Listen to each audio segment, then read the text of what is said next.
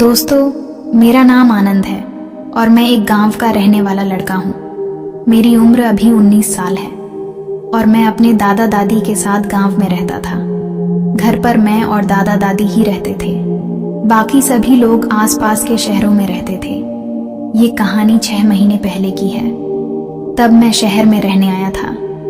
एक दिन दादी ने मुझसे कहा, तू कुछ दिनों के लिए अपने चाचा चाची के घर पर चला जा। मैं झट से मान गया और अगले दिन तैयार होकर गांव से निकल गया। आगे बढ़ने से पहले मैं आपको अपनी चाची के बारे में बता देता हूँ। चाची पानीपत शहर में रहती हैं। चाची की शादी को करीब 11 साल हो चुके हैं। उनकी 3 बेटियां हैं। चाचा जी सारा दिन काम पर रहते थे और रात के 10 बजे थक कर वापस आते थे और पी कर आते थे तो बस खाना खाते और सो जाते थे। ये उन दिनों की बात है जब मैं उनके घर गया हुआ था। एक दिन चाची ने मुझसे कहा, आनंद, मुझे बाइक से क्लिनिक पर छोड़ा।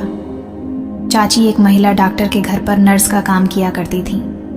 मैंने कहा, ठीक है, मैं छोड़ आता हूँ। डॉक्टर का घर थोड़ी दूर पड़ता था। हम दोनों बाइक पर घर से निकलने को रेडी हो गए। उस दिन चाची ने सूट पहना हुआ था जिसमें वो बहुत सुंदर लग रही थी। हम दोनों चल दिए। कुछ ही देर में हम दोनों डॉक्टर के घर के सामने पहुंच गए। चाची बाइक से उतर गई। मैंने चाची से पूछा, कैसा लगा सफर चाची? चाची हंसकर बोली, तेरे साथ आने में बहुत मजा आया। अब मैं उनकी तरफ देखने लगा।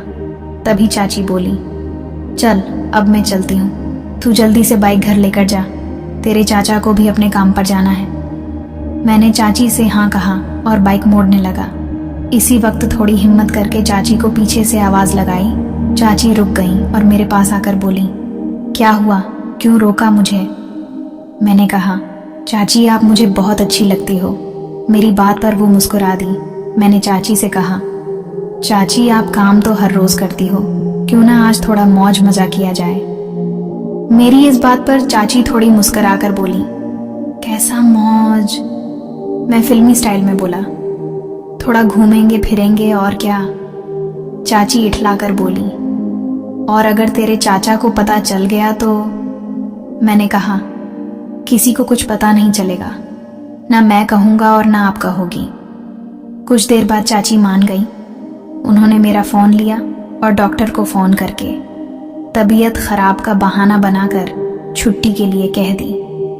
उधर से छुट्टी मिलते ही चाची मेरे पीछे बाइक पर बैठ गई। अब हम दोनों पानीपत के ही एक होटल में चले गए। मैंने वहां एक कमरा बुक कर लिया। फिर हम कमरे के अंदर गए। मैंने चाची से कहा, चाची आप थोड़ी देर आराम कीजिए, मैं बाइक घर छोड़कर अभी आता हूँ, चाचा को जाना होगा। चाची बोली, हाँ ठीक है, पर जल्दी आना। मैंने कहा, जब तक मेरे मोबाइल में कुछ देख लो। चाची बोली, मोबाइल में बहुत देख चुकी, तू जल्दी जा और जल्दी वापस आ। मैं जल्दी जल्दी बाइक चलाता हुआ घर पहुंचा तो चाचा सामने खड़े मेरा ही इंतजार कर रहे थे। वो बोले, बड़ी देर लगा दी तुमने? तो मैंने जाम में फंसने का बहाना बनाया। चाचा बोले, ठीक है, मैं काम पर जा रहा हूँ। फिर मैं जल्दी से ऑटो लेकर उसी होटल में पहुंच गया। अब मैं और चाची एक दूसरे के सामने थे। मैं तो जन्नत की सैर कर रहा था।